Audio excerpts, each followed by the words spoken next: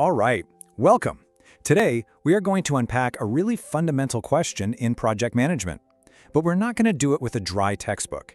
Nope, we're going to do it through a story. A tale of two very different managers who are given the exact same project. So what is it? What really separates a project that sings from one that sinks? Is it just dumb luck? Some kind of raw natural talent? Not really. More often than not, it's about understanding the invisible forces, the currents that are shaping your project's reality long before you even write the first task. So, let's meet our two contenders. In this corner, we've got Adam, our proactive PM, and in the other, Peter, the reactive PM. Now, they've both been handed the exact same mission: launch the new corporate website. Same company, same goal. But, as you're about to see, their approaches are going to lead to, well, wildly different places. Okay, so Adam's very first move is to check the project weather. What's the environment his project is about to walk into? Our friend Peter, on the other hand, he decides this is all a bit of a faff and just ignores it completely. So what on earth is this weather? Well, in the world of project management, we call them Enterprise Environmental Factors, or EEFs for short. The best way to think about them is they're the given conditions, the rules of the game. You can't change them, but you absolutely have to account for them. Ignoring your EEFs? That's kind of like planning a beautiful picnic, right in the middle of a hurricane warning. Good luck with that. Adam, being smart, he studies the landscape. He sees the external stuff right away. GDPR compliance is a must, no way around it. And the market? There's a real shortage of senior developers, so hiring is going to be slow.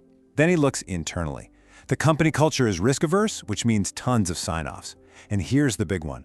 The internal process for getting a new server takes a full 6 months.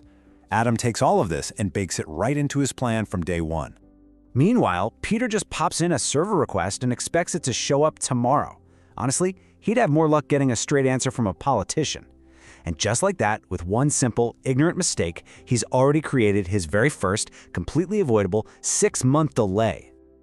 Right. Next up, let's talk about tools. See, Adam knows the company has this treasure chest of helpful resources just sitting there, waiting to be used.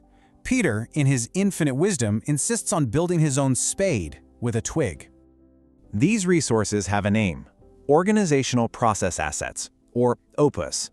Think of them as the company's internal toolkit, and maybe more importantly, its collective memory. They're there to help you, to stop you from reinventing the wheel and making the same mistakes someone else made 2 years ago. And this is where Adam is just brilliant. He uses the toolkit. He grabs the standard project plan template, which saves him hours of work. He finds the lessons learned document from a similar project and immediately spots a huge pitfall to avoid. He uses the pre-approved supplier list to find a vendor fast. He adopts the standard risk format so everyone is on the same page. He is literally standing on the shoulders of giants. Peter, though. Oh, Peter scoffs at the past. His genius approach? We'll just make it up as we go. How hard can it be? Yeah, famous last words. That little bit of arrogance is about to come back and bite him hard. Next, let's look at how our two managers deal with the company's internal power structure. Because, let's be honest, project management isn't just about Gantt charts and tasks. It's about people and politics. You see, a company's structure directly decides how much power a project manager actually has. At one end of the spectrum, you've got a functional structure, where the PM has basically zero authority. At the other end, a projectized one gives the PM total control. And then you've got these matrix structures in the middle, where power is a bit of a balancing act. And it turns out Adam and Peter's company is a weak matrix organization. Now, this is a critical piece of intelligence. It means the functional managers, the head of IT, the head of marketing, they hold most of the power. The project manager, they have very low formal authority. Adam gets this immediately. He knows he can't just march in and order people around. So what does he do? He identifies the key functional managers he needs on his side. He spends time building relationships, using influence and persuasion instead of authority he doesn't have. He treats them like crucial allies, keeping them in the loop to get their buy-in. He's playing the game smartly. And Peter? He's completely blind to all these power dynamics. He just barges into meetings, demanding staff, demanding budget. Of course, since he has no actual authority to do this, his demands go down like a lead balloon.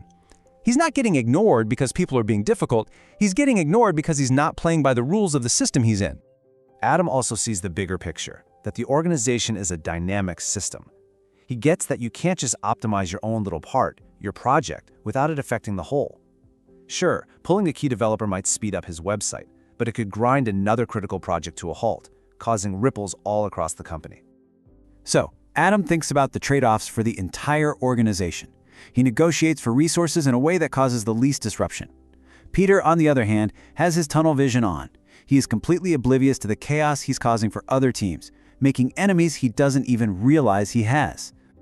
So after all of that, how did things actually turn out? Let's take a look at the final results for this new website launch. Well, the numbers really do speak for themselves, don't they? Adam's project was delivered 100% on time and 100% within budget. A complete success. Peter's project? It was massively late, horrifically over budget, and, to put it politely, a total dog's dinner.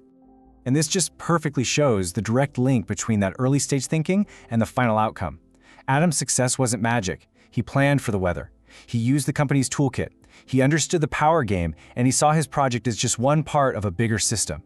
That success built trust, it boosted his team's morale, and it opened the door for even bigger projects. Peter ignored it all, and the results were, frankly, disastrously predictable. So, at the end of the day, success in this field isn't just about managing tasks. It's about mastering the entire context you're operating in. Your next project starts tomorrow, and the only question left is, who are you going to be? Are you going to be Adam, the architect of success? Or are you going to be Peter, the author of a cautionary tale? The choice, as they say, is yours.